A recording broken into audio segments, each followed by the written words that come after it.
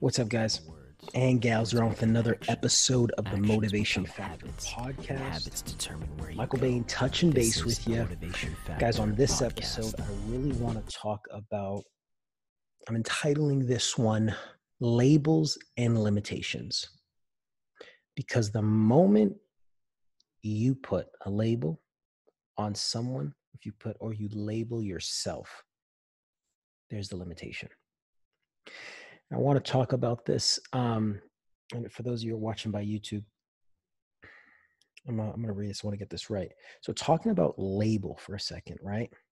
And the way that we mean it, a classifying phrase or name applied to a person or thing, especially one that is inaccurate or restrictive. Okay, it's label. Limitation. I want to lay a foundation here. Limitation, excuse me. A limiting rule or circumstance, a restriction.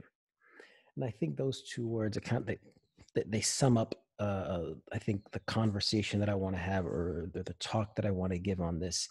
And I'm thinking to myself, first and foremost, how many times have I consciously or unconsciously gave a limitation, or I labeled myself? And guys, again, this season is all about the mind, the workings of the mind. Some episodes more science-based, and facts and figures and things like that, again, to help with clarity and to lay a foundation.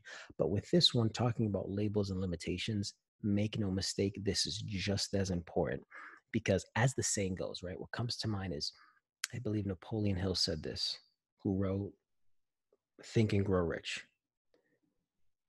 What the mind can conceive and believe it can achieve. Okay, so if that holds true, if that holds water, the moment I place a label or a limitation on myself, I limit my belief in what I can do, what I can accomplish. Therefore, I limit my outcome. So let's go under a few assumptions here. Let's just say you were created on purpose with purpose. Humor me for a second. If you were created on purpose with purpose, with talents and giftings that only you uniquely have to fulfill a unique purpose, the moment you put a limit or limitation upon yourself, a can't versus a can do attitude, that is the moment you limit the ability to run your race well and finish strong. The moment you place a limit or limitation upon yourself, you have just limited your outcome.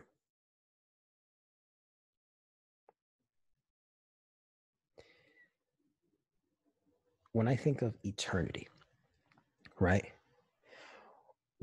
So if eternity is forever, right?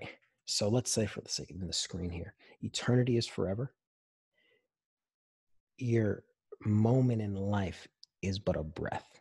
So if eternity is, I'll open my hands here because it's infinite, and you're here now in this time, you have a certain amount of time to create an impact, to leave a legacy, and hopefully leave a mark on this world that can't be erased. And yes, some people have left a mark on this world from a negative standpoint, but always this is assume positive intent with me, and this is always from a positive standpoint. For a moment in time, that is why focus, right? Focus and massive action are so important while you're here, while you're listening to this. And if you're wondering if you have purpose as well, let me just throw this plug in. If you're alive and you still have breath in your lungs, then you still have purpose. Your past does not determine your future, right? It's the actions you take today and the decisions you make today that determine the outcome tomorrow, and tomorrow is your future. So talking about labels and limitations, it all comes back to perspective.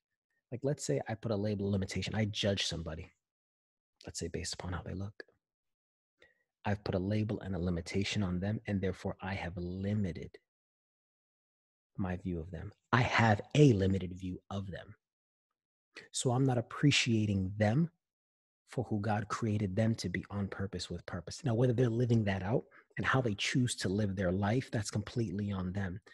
But I believe that it is let me talk for me, it is my responsibility to view the human being across from me, the group of people that I see, with positive intent. Now, if they're committing an act of atrocity or something, a crime or something heinous, then yes, that it is also my responsibility to act, because for evil to triumph, it only takes good people to do nothing. So let me say that. So not speaking from that standpoint, I'm talking about the person you're in line at the grocery store, the market, at the store, the person that's behind you or in front of you at the red light or passing you in traffic. Either way, that's where I'm coming from. That's the specific where I'm talking about limits and limitations. Maybe, I speak English, right? So maybe I'm speaking to somebody and their English isn't so good. Maybe it's broken English. So therefore, they also know another language that they happen to be fluent in, right? For me to place a limitation on them, and then prejudge them, right? Whether it's a stereotype or I'm being prejudiced, whatever the case may be, if I was to do that, I then limit, in my mind, my perspective of who they are and who they were created to be. But also, I also don't take into the account that me personally, I'm fluent in one language. They're fluent in one language, plus they know another language, right? They're speaking it to me.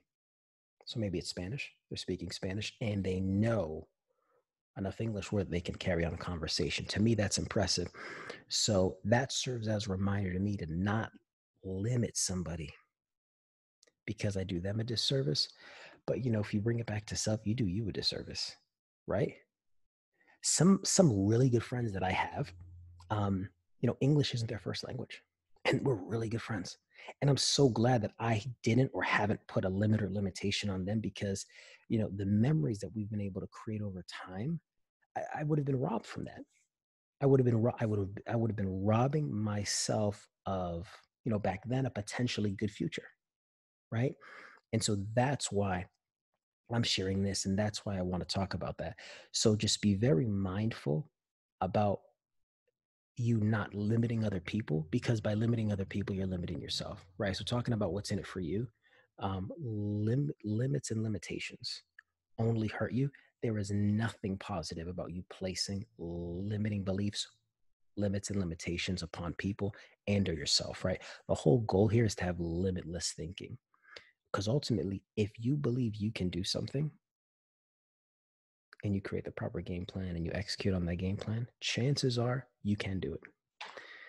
If you believe that you can't do something, chances are you're right.